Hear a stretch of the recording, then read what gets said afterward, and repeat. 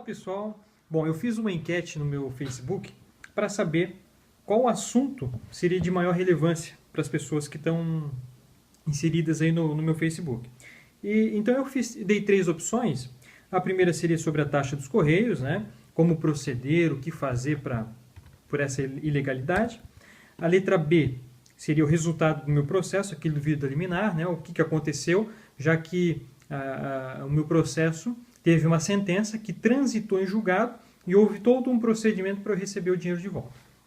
E a letra C, perguntas e respostas mais frequentes. Ganhou a letra C. Então, nós vamos começar agora as perguntas mais frequentes sobre o recurso administrativo. Bom, a primeira pergunta, a que mais eu recebo, é quando eu devo fazer o recurso administrativo? Bom, embora eu tenha um vídeo falando sobre isso, quando fazer o recurso administrativo, a maioria das pessoas elas se perguntam, né?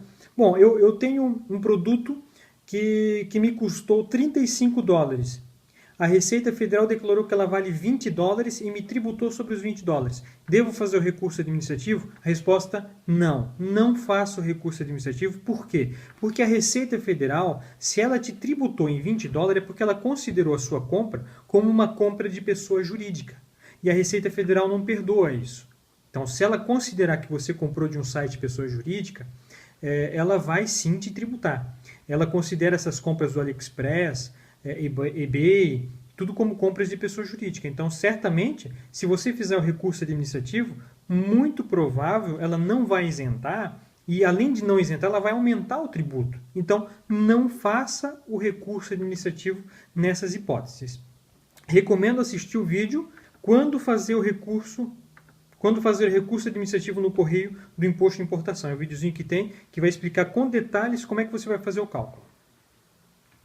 Bom, a segunda pergunta é o seguinte, é um caso, né? Eu vou colocar aqui. Paguei 9 dólares em um relógio e ele foi tributado em 100 reais.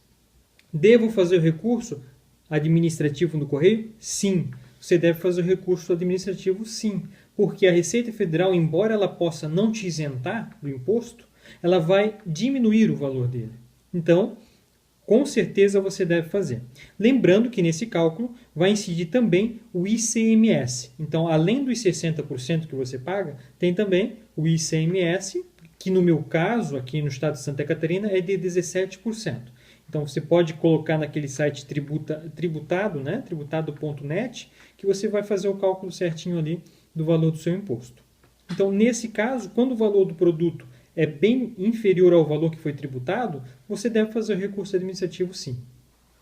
Bom, a terceira pergunta que mais frequência eu recebo sobre recurso administrativo é como fazer o recurso administrativo? Bom, é simples.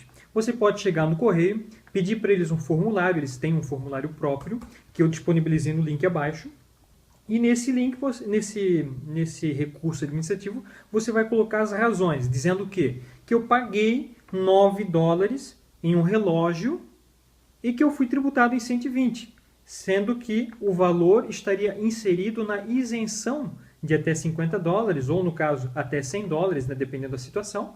E você manda esse recurso em 2 vias, uma via fica protocolada para você no correio. Recurso administrativo é no correio. Então é sempre assim.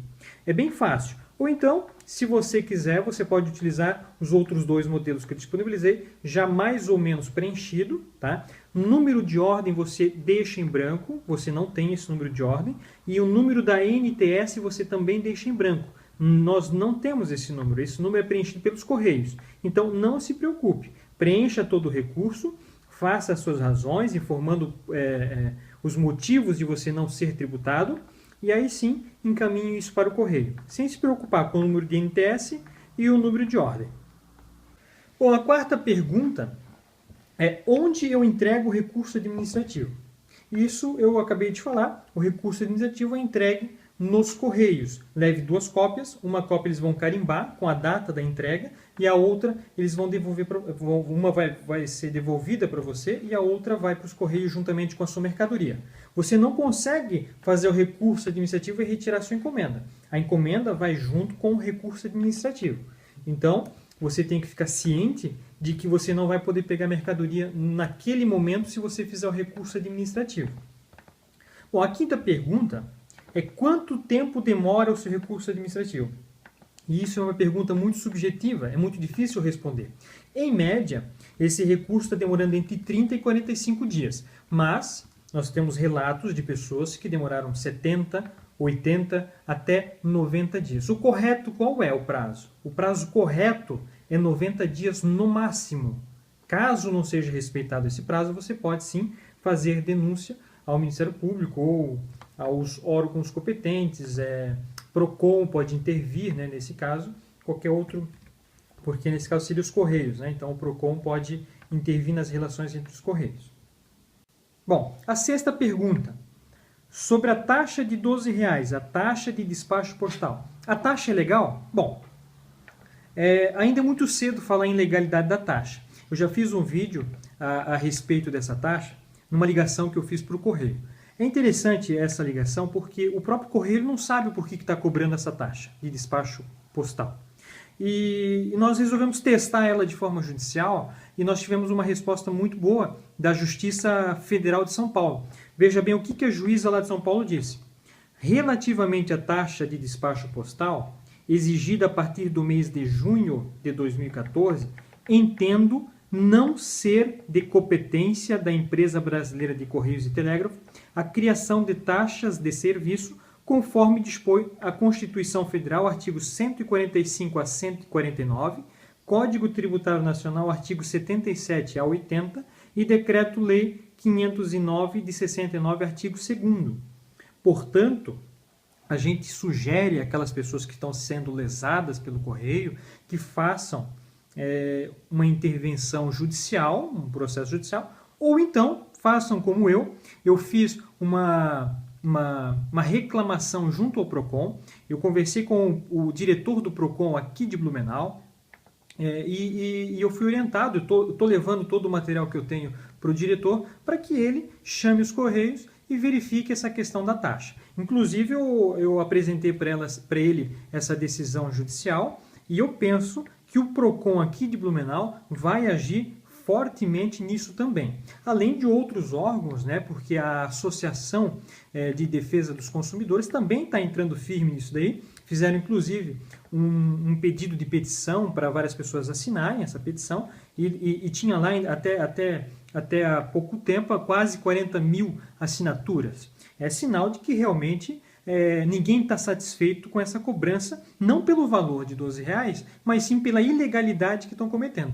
Imagine vocês, cada encomenda de todas as pessoas sendo tributadas e sendo cobrado esse R$12, o valor, o monte financeiro que dá isso, né? Porque a gente não pode pensar isoladamente em R$12, mas sim no conjunto, né? Todo mundo pagando esse R$12.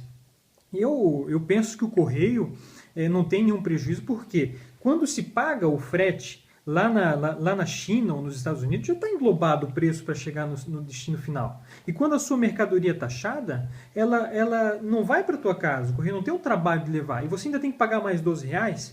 Tem encomendas que não são tributadas e que vão na sua casa, que são volumes até maiores. Então, assim, ela realmente não tem nenhum fundamento, não existe uma prestação de serviço para a cobrança dessa taxa. Além do que, segundo essa juíza federal de São Paulo, o Correio não possui competência para instituir taxa, porque, segundo ela, a competência de instituir taxas é do município, estado e União.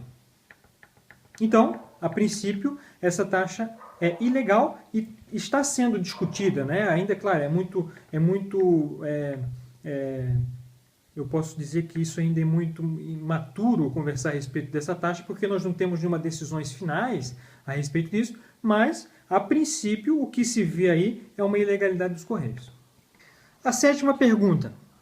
A Receita vai me tributar se eu comprar de uma pessoa jurídica? Isso é legal? Bom, a compra de pessoa jurídica, ela está disciplinada na portaria da Receita Federal e na instrução normativa.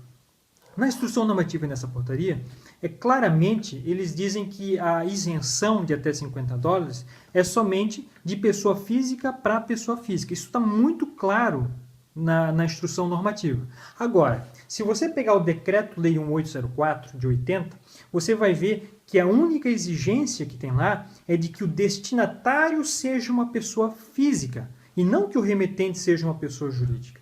Então, eu recentemente tive uma decisão judicial já transitada em julgado, ou seja, não cabe mais recurso pela Receita Federal, de uma encomenda minha que eu fiz, aquela do liminar,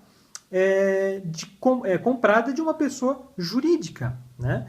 Então, segundo o juiz aqui de Blumenau, ele entendeu que como a legislação, a lei, o Decreto-Lei 1804, não diz que obrigatoriamente o remetente tem que ser uma pessoa jurídica, então ele considerou a portaria da Receita Federal ilegal.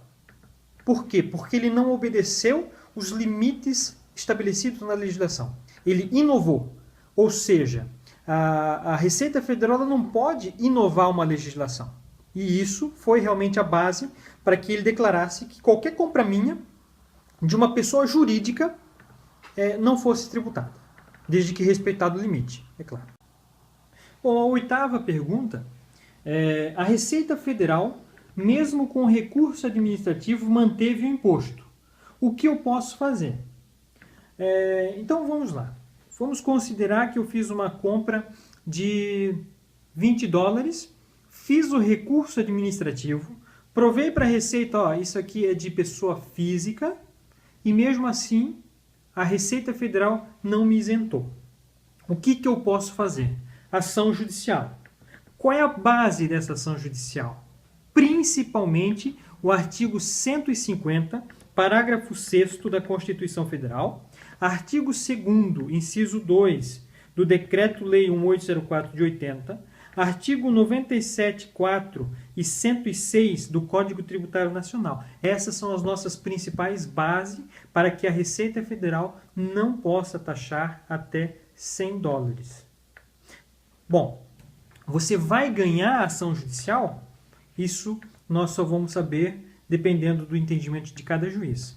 Nós tivemos recentemente, nas últimas semanas, a gente teve 3 ações de até $100 que foram isentadas em sentença por juízes. Mas nós já tivemos casos de sentenças dando improcedência.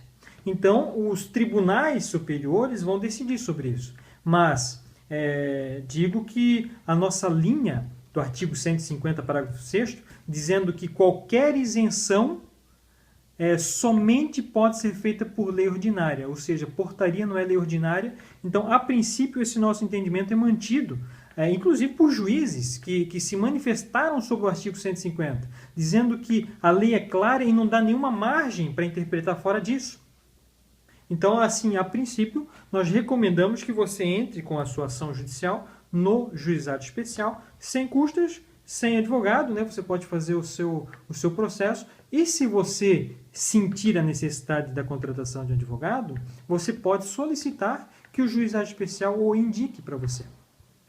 Assim como já fizeram no caso de recursos, né? Teve pessoas que entraram e que solicitaram ao juiz um advogado e foi nomeado. Bom, eu estou aqui editando o vídeo porque eu resolvi incluir mais uma pergunta e eu ia fazer um vídeo só para tanto perguntas de recurso administrativo como do processo judicial.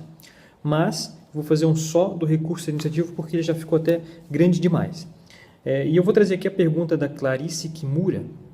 Ela me perguntou o seguinte: olá, as encomendas trazidas via HDL inviabilizam a ação de repetição de indébito? Há algum jeito de contornar essa situação?